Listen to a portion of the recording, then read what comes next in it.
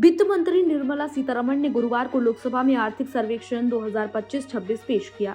इस सर्वे में भारत की अर्थव्यवस्था को लेकर अहम संकेत दिए गए हैं।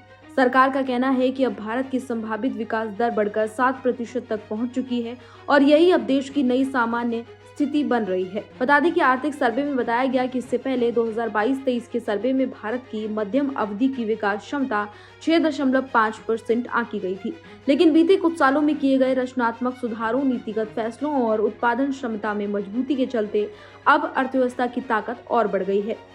सरकार ने माना है कि वित्त वर्ष 2025-26 बाहरी मोर्चे पर भारत के लिए चुनौतीपूर्ण रहा है।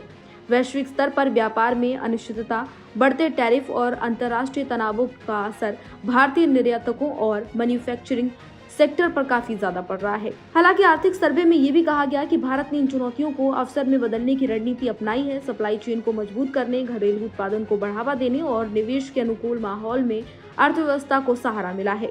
आर्थिक सर्वे के मुताबिक महंगाई दर सरकार के तय लक्ष्य दायरे के भीतर बनी हुई है और सरकार ने कहा है कि जीएसटी दरों में कटौती से उपभोक्ता मांग की मजबूती बढ़ी है।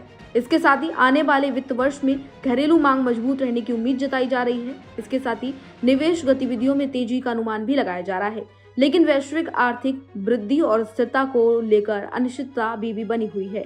साथ ही आपको बता दें कि पीएम मोदी ने भी आर्थिक सर्वे पेश होने से पहले एक बयान दिया था, जिसमें उन्होंने कहा था कि देश का ध्यान स्वाभाविक रूप से बजट पर रहता है, लेकिन सरकार की पहचान हमेशा सुधार, प्रभावी क्रियान्वयन और बदलाव वाली रही है।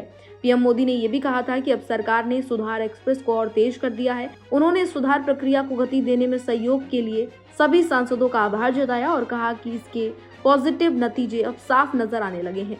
तो फिलहाल इस जानकारी में इतना ही। इसी तरह की तमाम अन्य जानकारियों के लिए देखते रहिए इन खबर।